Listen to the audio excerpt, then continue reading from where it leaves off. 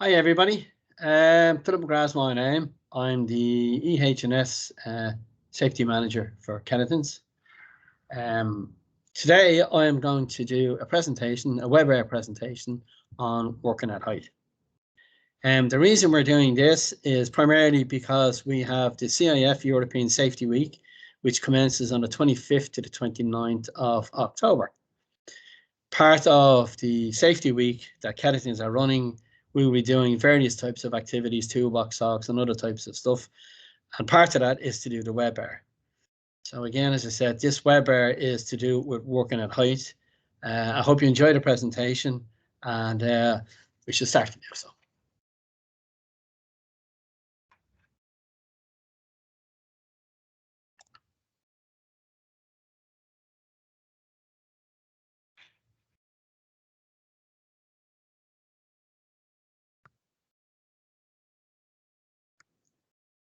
As you can see, I've put two nice iconic, and I'd say the word iconic is right, photographs up on the screen, and above it then it's saying the good old days. I would have to say probably be the bad old days more so than the good old days.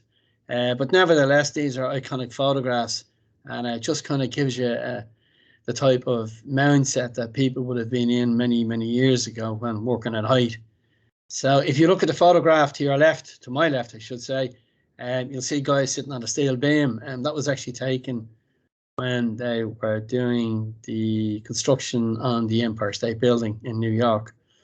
And the one to my far right, nice gentleman there wearing their all nice attire. That was a photograph that was taken when the Hoover Dam in America was being built. As I said, an iconic photographs, certainly they are. I've just put these other photographs together if you kind of take a look at them, and I'm sure that most of you guys, if you've done any types of working at height training or stuff of that nature, MUPE training or whatever the case may be, you may have come across these types of photographs. I suppose they're all different in every sense, but they all have one thing in common. And the common thing that they have there is people cutting corners and taking shortcuts. And that's basically what seems to be happening in both three photographs. And we find within the industry of health and safety, particularly when we're carrying out accidents and incident investigations of such a nature, we find that there is a contributory factor there. And one of those is to do with people cutting corners and taking shortcuts. And again, that's certainly what, as I said, the three photographs demonstrate there. Working at height, it's probably one of the most dangerous pieces of dangerous work areas that we find, and it's not just in the construction sector. It goes on in a lot of other industries in the country where there's working at height as part of the normal day's work activities. So again, as I said, we can't stress the importance about making sure that all of the necessary precautions are put in place regarding to working at height. Some parts of the going to look at now today is the legal aspect, legislation and regulations. Look at fall hazards, risk assessments, safe systems of work, and the importance of having a safe system for work in place. Safe working at height, looking at edge protection, MUPE, scaffolding, mobile towers, vehicles, ladders, excavation in trenches, and TMHs in manholes. So that just gives a flavour of the types of activities that's out there where working at height would be carried out. And we're also looking at working at height equipment, which is podium ladders and MUPEs. Primarily the types of equipment that we at Kedington's we would use. We're looking at the difference between fall arrest and fall restraint, the difference between both. Fall arrest is an inertia reel, and fall restraint would be a 1.5 meter restraining lanyard. So the restraining lanyard prevents you from falling, whereas the fall arrest allows you to fall, but doesn't allow you to fall completely to the ground as such. There is like a seatbelt effect to prevent you to going further down. And then we're looking at emergency at height and the importance of emergency plans. Can't stress enough the importance of having plans in place. Equipment care, looking after your equipment, whether it be a podium ladder, a MUPE, or your harness and lanyards. And making sure that you carried out detailed inspections of your harness and lanyards, because they're a vital piece of your PPE equipment. Looking at the legislation, we look at the Safety, Health and Welfare at Work Act 2005, which was preceded from 1989 Health and Safety and Welfare at Work Act. We also look at the Safety, Health and Welfare at Work Construction Regulations 2013, which has been amended since then. We also look at the Safety, Health and Welfare at Work General Application Regulations 2007, Part 4, which primarily looks at working at height. Then we also have Codes of Practices, which is one for scaffoldings. We also have Codes of Practice for safety and roof work. Health and Safety Authority in Ireland have overall responsibilities for administration and enforcement of health and safety at work in Ireland. There's also, if you go on to their website, which is www.thehsa.ie, you can download quite a huge amount of publications and forms that will help you and guide you through the required legislation for working at height.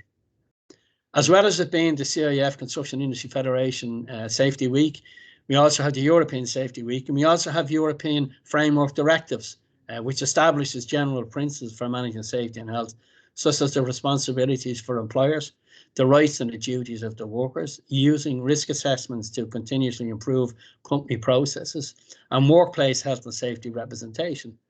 All the subsequent directives within the meaning of Article 16, Paragraph 1 of the Framework Directive follow these common principles. So we ask ourselves the question, what is working at height? Definition of working at height as per the Health and Safety Authority of Ireland: working at height in any place except the staircase, in a permanent place where the person could be injured by falling from it, even if it is or at below ground. It can be at any height, working off ladders, scaffolding, roof work, mutes, etc. Working on the top of truck trailers, fuel trucks, abseiling, rigging, lighting for concerts, or any stage productions, etc. So as you can see, there's quite a lot of areas outside of construction that do quite a lot of work activities which incorporate working at height. So factors we need to look at involved in the falls from height are the failure to provide a safe place of work, the failure to provide safe plant and equipment, again, making sure that all our plant and equipment is CE, EN marked, inadequate information, instructions, training or supervision, failure to use the proper equipment, weather conditions, inadequate risk assessments, unsafe work practices, and failure to have an emergency plan or procedure in place. So if we just look at the item 1, inadequate information, instruction and training, in order to enable staff to carry out their work, it's a giving nature that all of the information, instruction and training and supervision needs to be paramount with the staff who are asked to do this task. They also have to be made sure of any other risks associated to the work they're doing. So the risk assessment plays a vital role in this. So while working out whatever the activity is, the importance of having a risk assessment, which will also make sure that has all the control measures associated with the risk in that, and it be relayed to the employees. Hence, we have inadequate information where sometimes that information is not passed down to the employees. So why is working at height training important as well? Falls from height are the largest cause of fatalities in construction. Training enhances our safety awareness and risk perception. It can help reduce the risk to ourselves and others. It can save lives and also prevent injuries. It's a legal requirement, and it's also a moral requirement. We have a moral duty to our employees, and also to make sure that every employee who comes to work safely goes home safely to their family as well. We look at ladder standards and classifications. So under the European ladder certification standards, there are 3 different standard classifications. We have class 1, we have class 2, and we have class 3. So class 1 is the industrial ladder, which is a BS 2037, EN 131, and has a maximum capacity of 175 kilograms. We look at class 2, which also comes under the same BSEN and has a maximum capacity of 150 kilograms.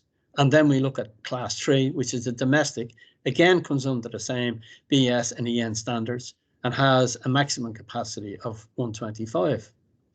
We also have to take into account a fully clouded weight plus tools and equipment must be less than the relevant rating. Workers should select the ladder based on the load capacity and the type of work to be done, and not to exceed the capacity may cause the ladder to collapse. So how many times would you honestly say that, if we're being honest with ourselves, that people actually look at a ladder to look at the load weight capacity? I would say a handful of times maybe. So it's up to guys, when we're doing inspections, that when we're doing our GA3 forms, that the load capacity on the forms is recorded as well. Not just to say, yes, the ladder is good, there's no damage to the rungs, there's no damage to any part of it.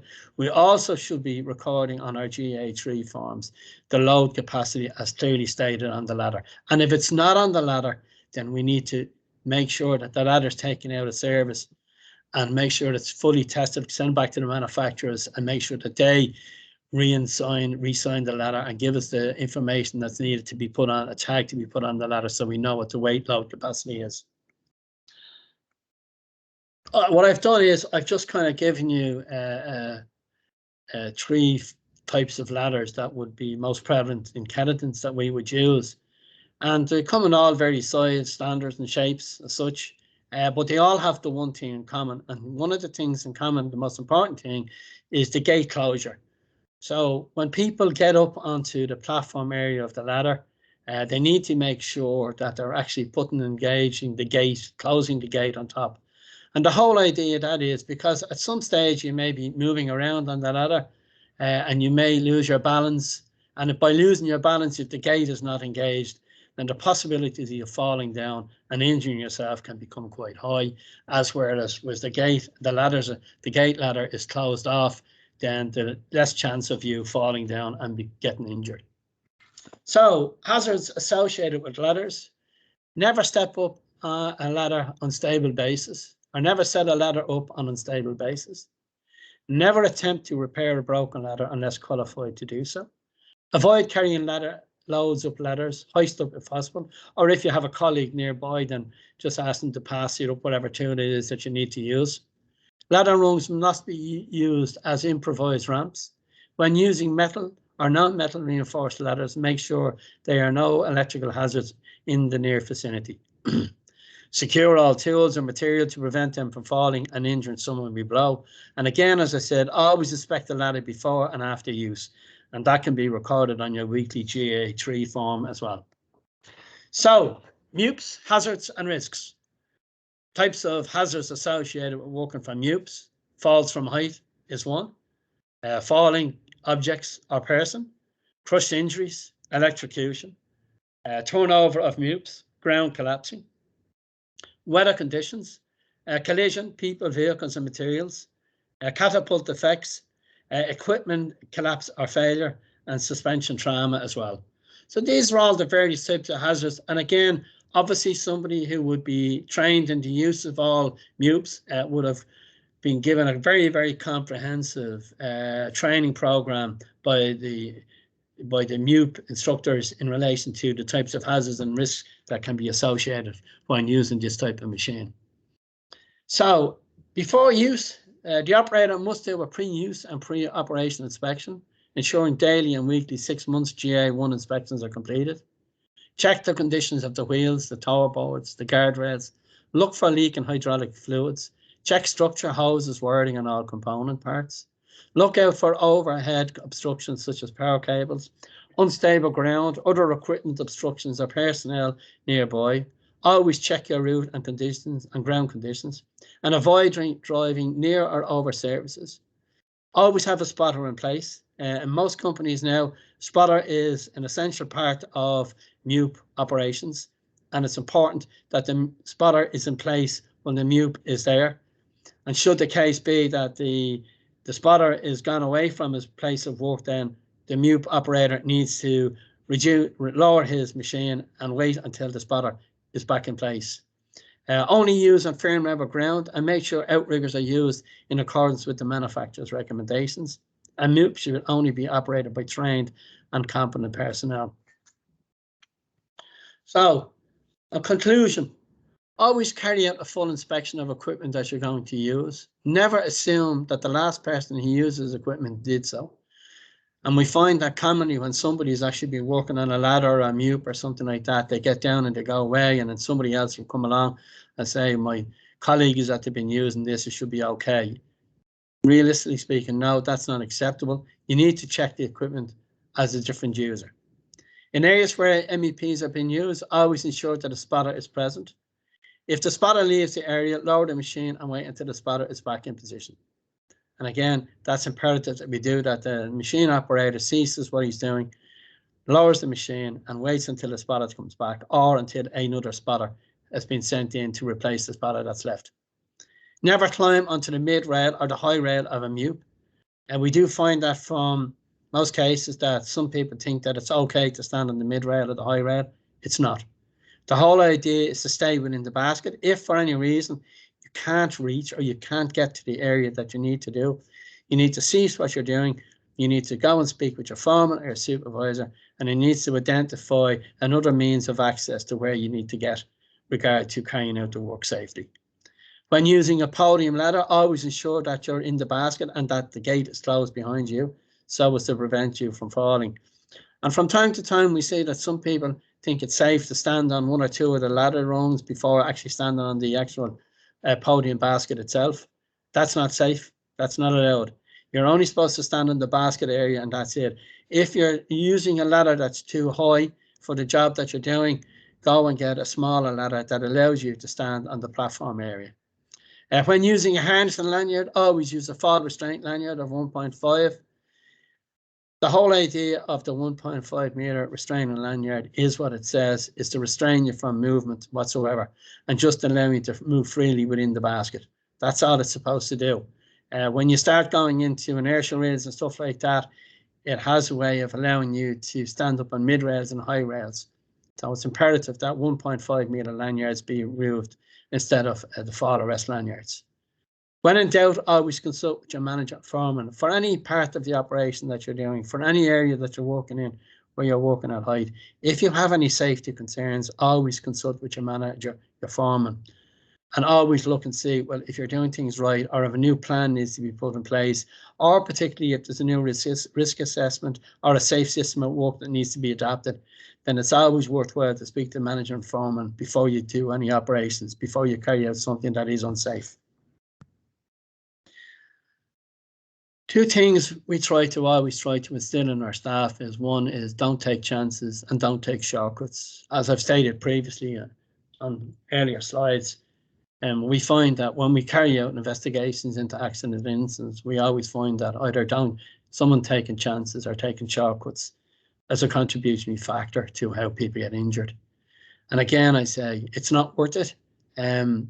Don't take chances and don't take shortcuts. If you stick to what you're supposed to be doing and making sure you're doing your work as per the safe systems of work plan and also your risk assessment, then you know that you're going to be going home safe. So as we say, safety, it's in your hands. So let's all go home safe to our families. I'd like to thank you all for your participation. I hope you got something out of this. As I said, it is primarily just to kind of give a bit of guidance on working at height. And I hope that some of the information that you learn from this, you will take with you again to carry out your other jobs and your other work activities that you do. Again, thank you very much. Bye-bye.